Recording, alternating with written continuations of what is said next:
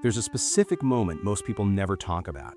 You're sitting at dinner with someone you love or used to love, and while they're talking, you realize you're not actually there. You're watching yourself sit at dinner. You're thinking about what your face looks like while they talk. You're composing a sentence in your head before they even finish theirs. And somewhere in the gap between their words and your response, you catch it. This quiet, nauseating awareness that you have not been present in this conversation, maybe not in any conversation for a very long time. You smile anyway. You say something that sounds right, and you bury it. That's where this starts, not in philosophy, not in ancient wisdom, right there at that dinner table, in that car ride where you stared at the road and felt nothing, in that moment at 2 a.m. when you couldn't sleep, but also couldn't tell anyone why, because the honest answer was something like, I don't know how to just exist anymore. And you knew that answer would sound insane. So let's start there, with the insane truth. At some point, you developed a habit that felt like growth, but was actually damage. You started watching yourself live, not in a spiritual way, not in the enlightened observer sense, more like you went somewhere and there were two of you, the one doing the thing and the one narrating the thing, the one feeling and the immediately filing the feeling under a category, labeling it, deciding what it means, deciding if it's valid, comparing it to how you felt last time, wondering if what you're feeling is real or just something you read once in a book. This is what overthinking actually is, not thinking too much, splitting in half. And it happens in every direction.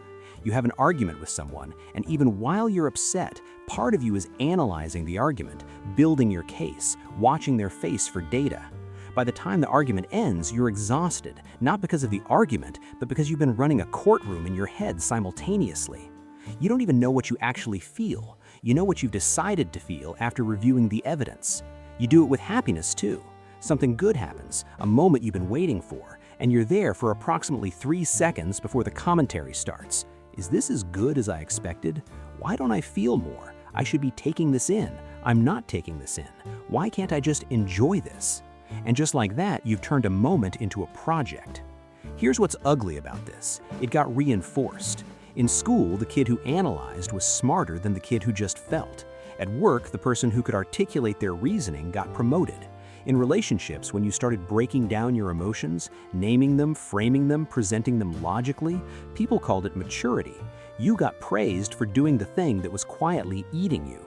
Nobody told you the cost. Nobody said, there will come a day when you sit in the sun and feel nothing except the vague awareness that you should feel something. Nobody said, you will be in bed with someone who loves you and be running a performance review in your head at the same time. Nobody warned you that understanding was going to be the thing that took you away from everything you were trying to understand. Let's be more specific, because the general version of this is easy to nod at and walk away from. You have a list. It lives in the back of your head.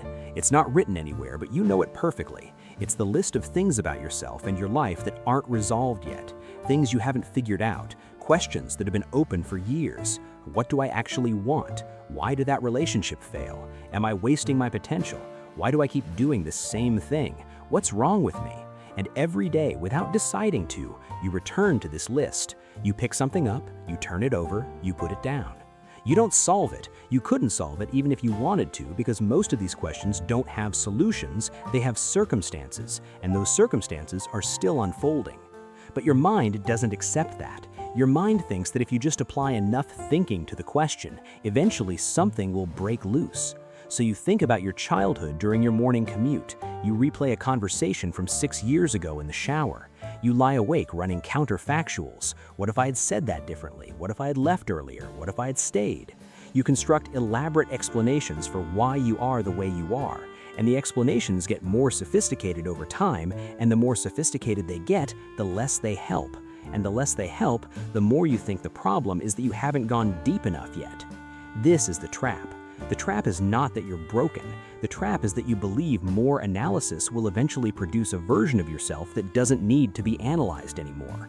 That if you just understand enough, you'll finally be okay. But there's a thing that happens instead. You get really, really good at understanding yourself, and that understanding changes almost nothing. You can trace every behavior back to its origin. You know exactly why you push people away. You know exactly where the anxiety comes from. You have a 12-part theory of your own self-sabotage. and you still do it all. The understanding sits in one room and the behavior sits in another room, and they don't talk to each other because knowing is not the same as changing, and thinking about the problem is not the same as moving through it. You've been using analysis as a substitute for action and calling it self-awareness. Underneath all of this, the analysis, the inventory, the constant internal commentary, there is something you don't want to look at. Not because it's shameful, because it's terrifying. You're afraid of what's left if you stop thinking about it. The questions keep you company. The unresolved things give you something to do with your mind. And if you are honest, truly honest, a part of you is scared that silence is just going to confirm something. That if you get quiet enough, you'll find out you're empty, that there's nothing underneath all the thinking, no self that isn't made of reactions and reviews, no you that exists outside of your opinions about yourself. This is the fear nobody admits. Not, I'm scared of what I'll find, but I'm scared I won't find anything. So the thinking continues, as protection, as noise, as proof that someone is home. And then there are the smaller fears stacked inside that one. The fear that accepting uncertainty means you're giving up, that if you stop trying to figure out why something hurt you, you're somehow letting it win, that peace is just another word for defeat, that the people who have made peace with their lives have simply given up on them. The fear that if you stop analyzing your relationships, you'll make worse choices, that the constant internal audit is the only thing keeping you from destruction, as if the part of you that reviews everything is the only adult in the room, and if it goes quiet, chaos. The fear that your pain means something, that it's earning you something, that if you let it go without fully understanding it, the whole experience was wasted. So you hold on to it carefully, turn it over, try to extract the last bit of meaning from it, because letting go without meaning feels like losing twice. None of these fears are stupid. They all make sense, and they are all costing you continuously. Here's what happens to the things that don't survive the analysis. Spontaneity, the ability to do something without a reason, to text someone just because you thought of them, without calculating whether that will seem too eager, to change your plans without needing to justify the change, to want something and simply move toward it, without first convening an internal committee to evaluate whether the want is rational. You've probably lost this so gradually that you didn't notice it leaving. Now, making simple decisions takes 20 minutes, not because the decisions are complicated, because you can't tell the difference between the part of you that actually wants something and the part that's modeling what you should want. You've been second-guessing yourself for so long, you've forgotten what first guessing felt like. Grief. Actual grief. Not the processed, articulated, therapeutically framed version, but the raw, ugly animal thing that just needs to move through you. You've probably had losses that you dealt with mainly by explaining them. You turned them into insight. You wrote them into your self-narrative. And then you wondered why you still felt them years later, still felt them as weight, as obstruction, because the grief itself never actually moved. You just put a frame around it and called it done. Physical presence in your own body. There's a thing that happens to heavy thinkers where they essentially stop living from the neck down. They're not hungry, they're assessing whether they should eat. They're not tired, they're deciding if they've earned rest. They're not attracted to someone, they're evaluating whether the attraction is wise. The body sends a signal, and the mind intercepts it and routes it to committee before it ever becomes experience. You can lose years this way, not dramatically, not in a crisis, just slowly. More of your life gets processed and less of it gets lived. And one day you realize you are primarily an observer of your own existence. This is the part that's hard to explain because it doesn't look like a breakthrough. It looks like exhaustion. There's a specific kind of tired that comes after years of the thing we've been describing. It's not body tired. It's the tired of someone who has been carrying something heavy across a long distance and is finally genuinely out of strength. Not giving up, just the muscles gave out. There's no more pushing. And in that moment, something unexpected happens. Not insight, just a pause. The thinking machine runs out of fuel and goes quiet for a second. And you're still there. You didn't disappear. The chair you're sitting in is still real. The light in the room is still there. Something small, the sound of rain, someone laughing in another room, the smell of coffee, arrives completely unfiltered, not analyzed, just received. And it's almost unbearable, not because it's painful, but because it's been so long since something arrived that way. This is the thing that Zhuangzi was pointing at, not wisdom as a destination, not peace as something you achieve through more and better thinking, but the specific quality of a mind that has gotten out of its own way long enough to receive what's actually happening. He told a story about a cook who cut up an ox. While other cooks hacked and sawed, struggling, dulling their blades, this cook moved through the animal along its natural structure, finding the spaces that were already there, never forcing. He had worked with thousands of animals and stopped seeing them the way beginners see them. He no longer needed to consciously think about the cut. The thinking had become the doing, and then the doing had stopped needing the thinking, and what was left was something that looked to everyone watching like pure grace. People hear that story and think it's about skill. It's not about skill. It's about the place you reach when you've stopped fighting the thing in front of you and started meeting it. You've had versions of this. You've been in conversations where you forgot to manage the conversation and it became real. You've worked on something and looked up to find that 3 hours had passed, and the work was the best you've ever done, and you couldn't tell anyone exactly how you did it. You've been walking somewhere without thinking about anything in particular and suddenly seen something, a color, a shape of shadow, a face, so clearly that it stopped you. Those aren't accidents. Those are what normal feels like. Those are the moments when the narration stopped long enough for the actual thing to come through. The question is not how to manufacture those moments. You cannot manufacture them. The question is what you've built that keeps blocking them. Control is not what you think it is. You think control means you understand what's happening and can adjust it. But what you call control is mostly the creation of a story about what's happening, why it's happening, and what it means for what comes next. The story makes you feel like you're holding something, but the thing itself keeps moving. Life doesn't care about your story. It continues at the same pace it always has, accountable to nothing you've concluded about it. And yet the story feels like safety. Naming the thing feels like having the thing. Understanding why you're anxious is not the same as not being anxious, but it feels like one step closer to not being anxious, and so you go on naming and understanding and explaining and hoping the explanation will eventually eat the thing it describes. It won't. You probably already know it won't. But the alternative, sitting with the unnamed thing, letting it be what it is without converting it into language, feels like standing in an empty room with no walls, like there's nothing to hold.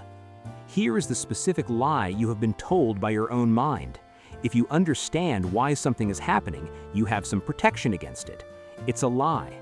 People who understood their depression in clinical detail still experienced it. People who had spent years in therapy analyzing their relationship patterns still made the same choices. People who knew exactly what was wrong with their lives still couldn't change them. Understanding is a map. A map is not the territory, and you cannot stay warm inside a map. There's another lie underneath that one. Your pain requires your full attention to be properly respected. This one is more personal. This one says that moving forward without fully processing means you're abandoning what you went through, that the person who just lets something go hasn't honored what it cost. And there's something almost moral feeling about this one, like suffering deserves the respect of being thoroughly understood before you're allowed to lay it down. But watch what this creates in practice. It creates a person who keeps returning to old wounds not because they need to, but because they feel obligated to, who picks at healed things to confirm they healed correctly, who can't move forward in an area without first building a complete understanding of why the previous version of themselves failed. The past does not require your ongoing company. You can leave it, not by understanding it perfectly, but simply by turning and walking in a different direction. You will not become empty. If you stop narrating yourself, you will not discover that there's no one there. What you will discover is that there was always someone there, someone who existed before the narration began, before the categories and the analysis and the inventory of unresolved questions, someone who wanted things and felt things before you learned to translate all of it into language. But the stopping is not something you can do as an exercise. You cannot schedule 30 minutes to stop overthinking. The mind just starts thinking about stopping. What actually happens is different. It happens in the middle of something real. You're on the phone with your mother and she says something that used to make you immediately start building your defense, and this time, for some reason, you don't. You just hear it. It lands differently than you expected. Maybe it's smaller than you usually made it. Maybe it's sadder. Maybe you feel something you never felt before about it because you weren't too busy defending to feel it. Or you're looking out a window and something you've been trying to figure out for months just loses its urgency.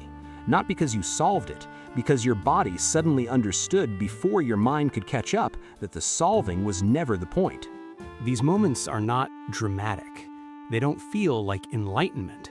They feel like a very slight release of pressure, like something that was faintly tightening for years loosened 1 or 2 degrees. You might barely notice it. And then, quietly, something begins to shift. Not because you finally understood the right thing, but because you finally, briefly stopped understanding everything and just existed for a moment in the actual world, which has been happening with or without your commentary this whole time. While you've been thinking about your life has been happening. The years you spent waiting to feel ready, those were years. The relationships you managed carefully from a distance to avoid being hurt, those were real people who eventually stopped waiting. The work you were going to do once you figured out what you really wanted, that window didn't stay open forever. This is not meant to make you feel behind. There is no behind. But it's worth being honest about what the compulsion costs in real terms, measured in days. How many mornings did you spend in your head before you were even out of bed? How many conversations did you miss because you were having a different conversation internally? How many times did something beautiful happen right in front of you and you processed it instead of receiving it? You weren't absent because you didn't care. You were absent because caring felt dangerous without understanding, and understanding required distance, and distance became the only mode you had. But you were always there. The part of you that could have been present was always there. It just kept getting intercepted. The strange mercy in this is, it's not too late to be present, because present is the only time that exists. Not last year, not tomorrow, not the version of your life you've been analyzing. Right now, this moment, you're here. Whatever is actually in your life right now, it is happening, real, available, not requiring explanation before it can be touched. The practice, if there is one, is just less interception. Not no thinking, not becoming a blank, just occasionally, in small moments, letting something arrive without immediately filing it away. Letting a conversation be a conversation before it becomes material for later reflection. Letting a feeling move through you before you decide what it means. It costs nothing to try this. The thinking will still be there if you need it. It always is. Nobody is going to give you the answer. This isn't a video with a framework at the end. There's no system that resolves this. Because the thing is, if you leave this video and immediately start analyzing how to stop analyzing, nothing has happened. If you make a project about becoming less of a project, the same problem has just put on different clothes. The mind is extremely good at converting even the insight about overanalysis into more material for analysis. The only honest thing to say is this: you already know what presence feels like. You've touched it. In ordinary moments, in the middle of something you weren't even trying to make meaningful. A conversation that went somewhere unexpected. A piece of music that arrived at exactly the wrong moment and broke something open. A night you can still feel the texture of years later because you were there for it. You know the difference. You know the difference between experiencing your life and managing your life. You've built both. The question is not an intellectual one about which is better. The question is what you're willing to stop protecting yourself from. Because presence isn't a reward for when life becomes safe enough. It's the only place life actually exists. And it has never required your conclusions in order to proceed. Life was running before you started narrating it. It will keep running after the narration ends. And right now, in whatever room you're sitting in, whatever situation you're carrying, it's running. The question is whether you're in it.